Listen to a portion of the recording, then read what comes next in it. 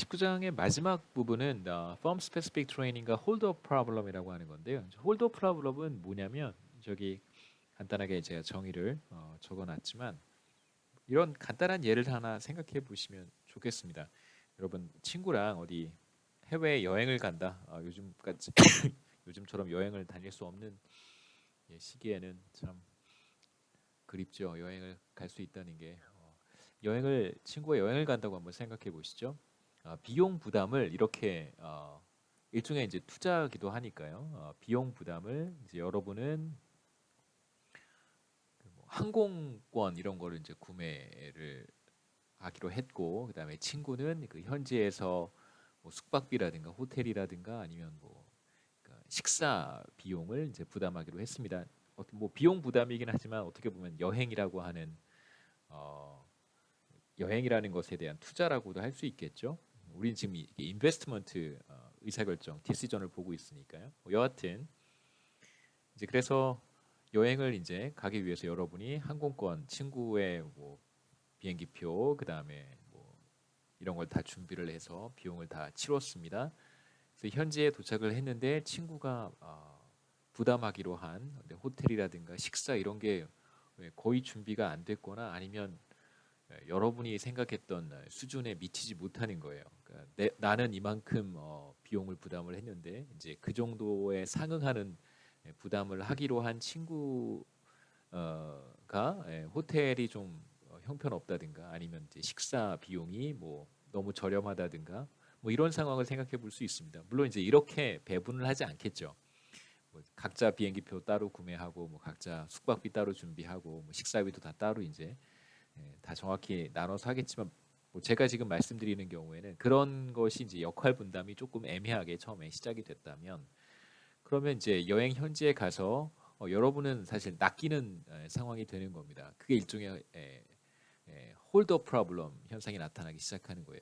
이게 무슨 뜻이냐면 이제 친구는 여러분과 다시 이제 니고시에이션을 할 수 있는 상황이 되는 거예요. 물론 여러분의 기대에 상응하는 어떤 숙박 시설과 식사 이런 것들을 이제 책임을 져야 되는데 그걸 다 책임지지 않아도 되는 상황이 예, 발생하게 될 수 있죠. 그래서 친구는 오히려 뭐 여러분이 기대했던 수준의 어떤 뭐 좋은 호텔에서 머물지 못하고 뭐 호스텔 같은데 유스 호스텔 같은 데서 이제 머물러야 될 수도 있고 아니면 여러 사람이 함께 묵는 그런 곳에서 숙박을 해야 될 수도 있고 식사도 뭐 대충 그렇게 끼니를 때우면서 여행을 하는 상황이 벌어질 수 있습니다. 그래서 이런 것을 우리가 홀더 프로블럼이라고 하는데요.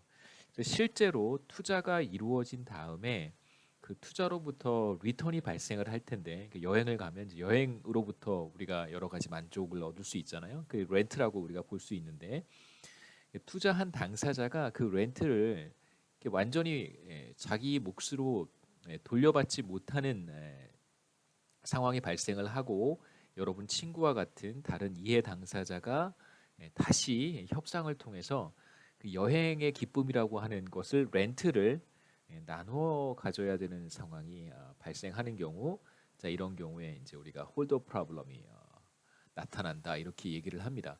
그래서 보시면 여기에서 뭐 relationship specific investment라고 하는 게 그냥 뭐 내가 나 혼자 투자를 해서 그로부터 리턴을 얻는 그런 상황이 아니고요. 제가 지금 말씀드린 것처럼 누구와 함께 여행을 간다든가 누구 어떤 동업자와 함께 프로젝트를 수행한다든가 또는 프랜차이즈 같은 형태로 레스토랑을 하나 운영을 하기 시작하는데 이제 프랜차이즈를 통해서 운영을 한다든가 혹은 이제 회사를 운영할 때 실제로 사측과 노측 사이의 관계, 그러니까 회사 혼자서 생산 활동을 하는 건 아니잖아요. 그래서 레이버 유니온이 존재하니까 그런 관계, 이런 관계를 통한 투자에서 렌트가 발생을 합니다. 그로 인한 이제 렌트가 발생을 하는데 실제로 투자가 이루어진 직후에 다시금 렌트를 나눠 갖는 문제에 대한 협상이 가능하다면 그러니까 실제로 여러분이 일단 여행을 갔는데 이제 거기서부터 비용 부담을 다시 협상해야 되는 문제가 생기는 거 아니겠어요? 이제 그렇게 다시 투자가 이미 끝난 다음에 렌트를 놓고 협상을 할 수 있는 상황이 벌어지면 그런 상황이 벌어지고 그다음에 그 렌트를 애초에 내가 어느 정도 퍼센트 그 렌트를 가져가기로 일정 비율 내가 그 렌트를 가져가기로 이미 약속이 되어 있는 상황이지만 재협상이 가능하다면 이제 그 렌트를 애초에 약속했던 렌트를 내가 다 가져가지 못하게 되는 상황이 벌어질 수 있겠죠. 이것을 우리는 홀더 프로블럼이라고 하고요. 그다음에 이제 하나 더 나아가서 여러분 만약 그 친구와 이러한 상황이 벌어질 거라고 예상이 된다면 그 친구는 신뢰하기 어려운 친구여서 함께 여행을 가게 되면 자신이 맡은 어떤 책임감을 다 이행하지 못할 것이라고 하는 예상이 여러분들에게 있다면 그러면 함께 여행을 가지 않겠죠. 그래서 실제로 이런 홀드업 프로블럼이라고 하는 것은 내가 투자를 하고 내가 약속한 어떤 렌트의 일부를 투자 이후에 회수하지 못하는 상황이 발생할 것이라고 예상이 되면 애초에 투자가 이루어질 수 없습니다. 이걸 이제 우리는 홀드업 프로블럼이라고 얘기를 해요. 그래서 두 가지 예를 제가 한번 생각해 봤는데 첫 번째 예는 교과서에 나오는 건데요. Relationship Specific Investments in a Plant인데 실제로 사측과 이제 레이버 유니온 사이에 노조 사이의 문제를 한번 생각해 볼 수 있습니다. 물론 제가 노조를 부정적으로 표현하고 싶어서 이렇게 얘기하는 것은 아니고요. 발생 가능한 일이기 때문에 한번 생각해 보죠. 회사가 상당한 비용이 드는 어떤 설비를 도입하려고 해요. 일종의 이제 투자 행위라고 할 수 있습니다. 그러니까 새로운 어떤 설비가 도입이 되면 노동자 1인당 생산성이 이제 많이 높아진다라고 한번 해보죠. 그러니까 전과 동일한 근무 시간을 전과 동일한 시간을 일을 했을 때 전보다 더 높은 생산성을 갖게 된다라고 얘기를 할 수 있습니다. 만약에 생산성이 높아진다면 그러면 이제 회사와 노조는 레이버 유니온 사이에 이제 임금 협상을 통해서 증가한 생산성의 일부를 이제 회사는 이윤으로 가져가게 될 것이고 그다음에 레이버 유니온은 임금의 형태로 가져가게 될 거예요.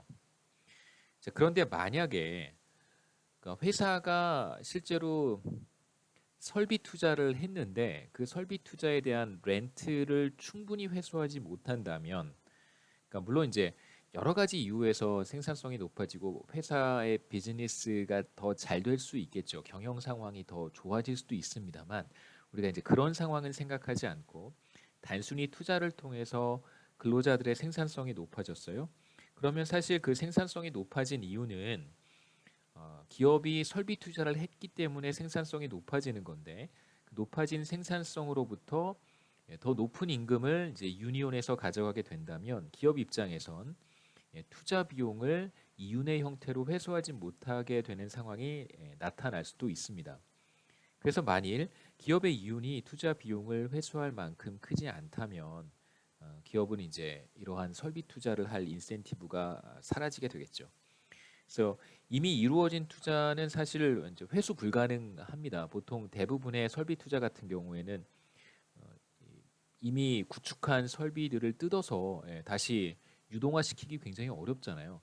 그렇기 때문에 보통은 이제 회수 불가능하다면 유니온 입장에서는 그 이미 구축된 설비를 자신의 생산성을 높이는 쪽으로 활용할 수 있기 때문에 기업의 투자를 하스티지 형태로 이용할 수 있어요. 그러니까 하스티지가 사실 인질이라는 뜻이잖아요.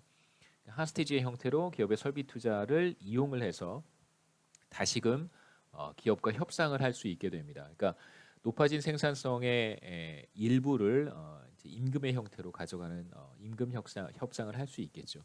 기업이 만일 이 모든 상황을 예상할 수 있다면 애초에 이런 설비 투자를 시도하지 않을 것입니다. 이게 바로 홀드업 프로블럼의 대표적인 예라고 할 수 있고요.